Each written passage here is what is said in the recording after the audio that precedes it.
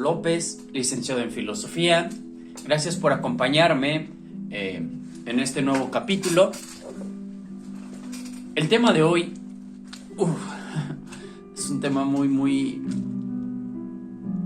interesante, de manera en el que pues yo creo a todos en algún momento nos ha pasado, o si todavía no, pues te va a pasar. En el sentido de que ¿por qué el hombre sufre? ¿Por qué el ser humano vive en el dolor y en el sufrimiento? O sea, ¿qué es aquello que le causa el dolor al ser humano? Es fuertísima la pregunta, ¿no? O sea, porque podemos decir, no, un amor, una carencia, una muerte, una pérdida, bla, bla, bla. Pero ¿y si todos son la misma cosa? ¿Y si todo se desprende de lo mismo? El tema es muy fuerte, así como el carácter del autor a quien vamos a tratar el día de hoy.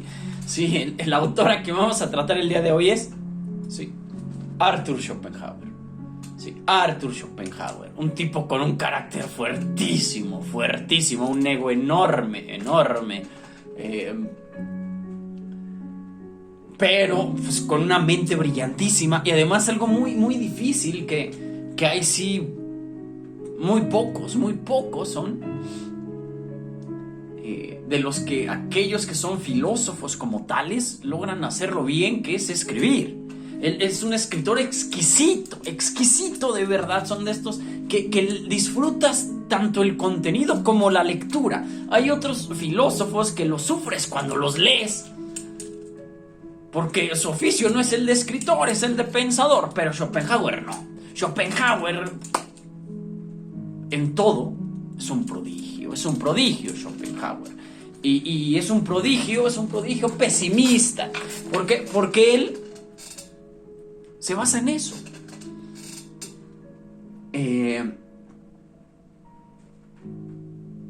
el pesimismo del mundo. Y él lo dice, ¿no? Nos han dicho que el mundo, el universo, la naturaleza está llena de armonía, de belleza, y que es el hombre quien la corrompe y la destroza y la consume. Y él dice, no, es al revés. El hombre le da una forma y trata de darle un orden a algo que no lo tiene. La naturaleza no tiene un orden. La naturaleza es cruel, es despiadada, no tiene sentido. Y el hombre es quien trata de dárselo, inútilmente. Pero la naturaleza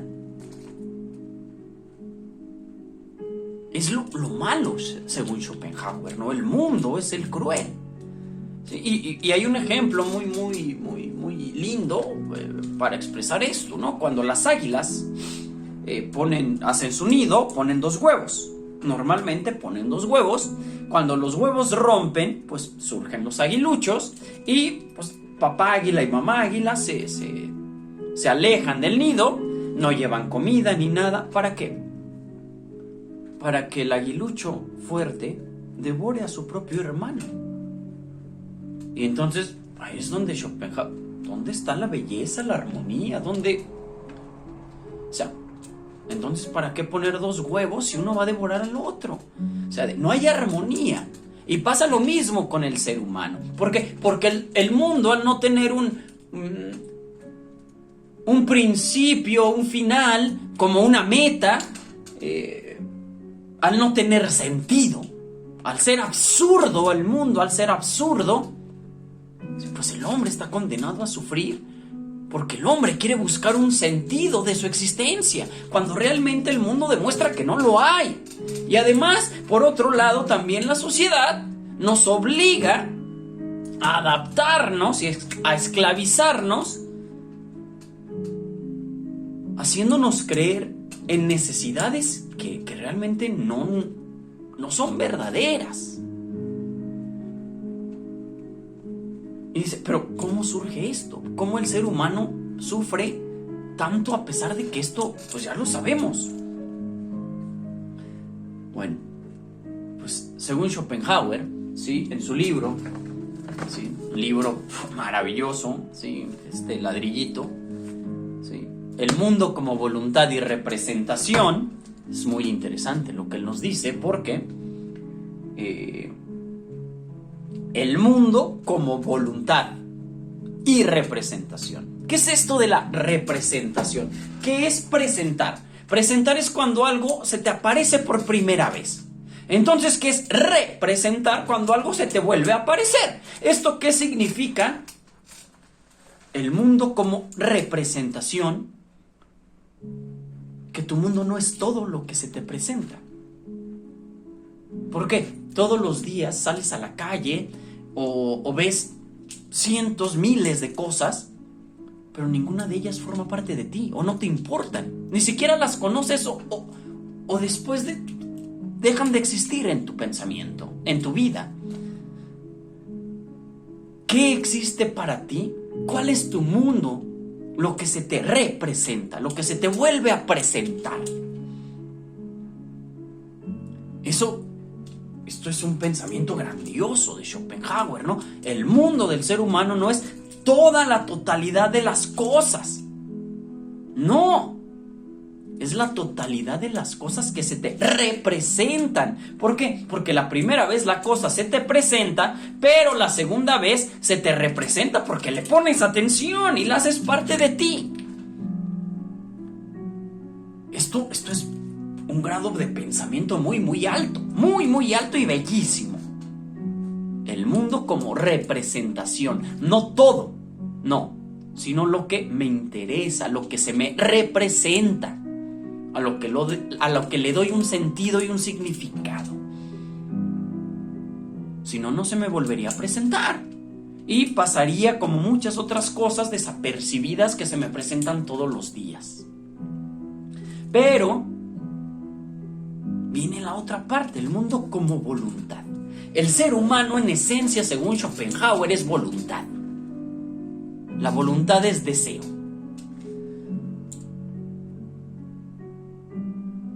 Pero no deseo de algo. Deseo de desear. Es deseo puro.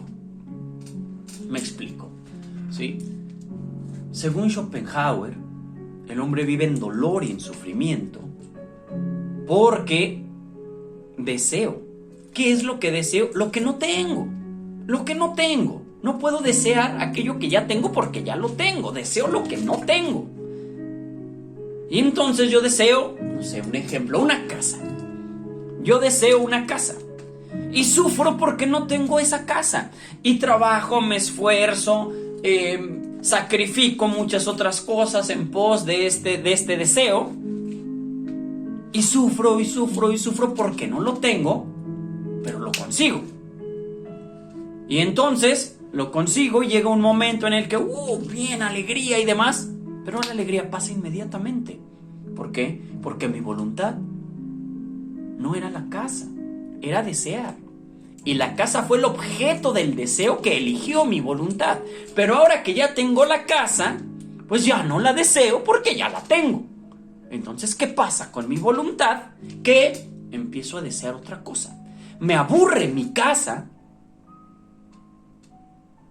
y vivo en este sufrimiento por el aburrimiento de aquello que ya obtuve.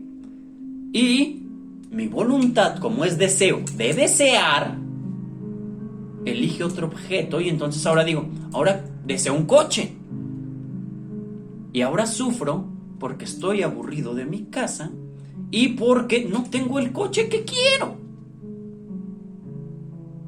Y entonces vuelvo a sufrir por el coche, bla, bla, bla, bla, bla, bla. Y entonces lo obtengo y me aburro inmediatamente de él y vuelvo a sufrir porque ya estoy aburrido de aquello que deseaba, pero que ahora ya no lo deseo porque ya lo tengo. Y entonces se desplaza algo. Deseo un viaje y sufro porque no lo tengo. Y después, cuando lo obtengo, sí, me aburro de él y empiezo a desear otra cosa. Otro viaje, otro coche, otra casa, ropa, etcétera, etcétera, etcétera, etcétera.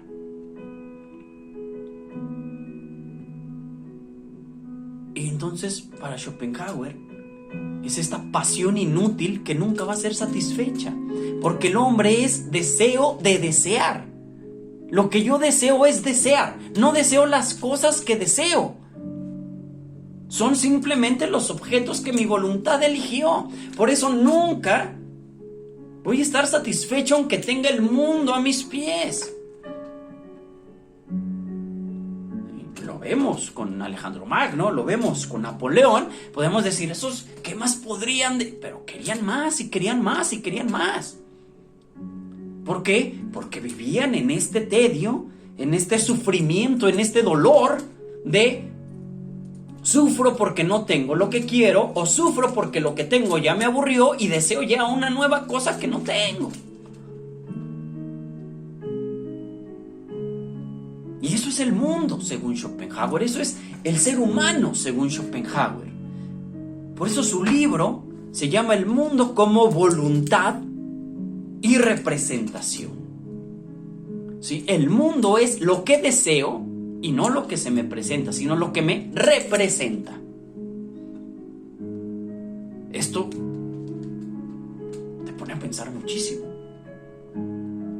porque nos damos cuenta entonces que nunca vamos a estar realmente satisfechos con nada, absolutamente con nada.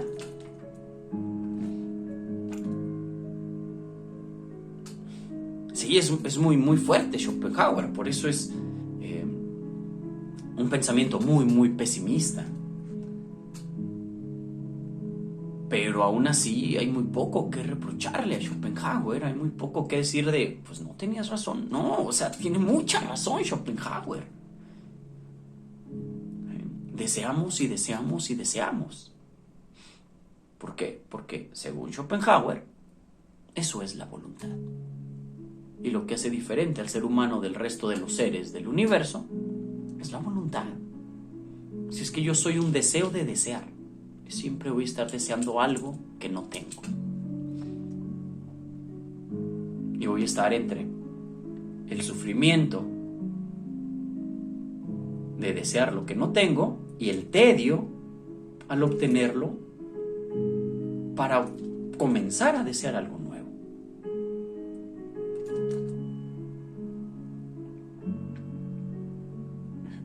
Por eso siempre queremos más y más y más. Bueno, esto es todo por hoy. Sí, es un tema muy fuerte, muy interesante, ¿no? La postura de Schopenhauer siempre es, bueno, es un tipo soberbio, ¿no? Soberbio, grandioso de verdad, ¿no? Un amante del arte, de la literatura. Bueno, gracias por acompañarme. Espero lo hayan disfrutado. Por favor, regálenme un comentario, un me gusta, compartan, suscríbanse, eso me ayuda mucho de verdad, y sigamos haciendo que esto crezca y que el arte y la cultura nos importan. ¿Sí? Gracias a todos y nos vemos la próxima.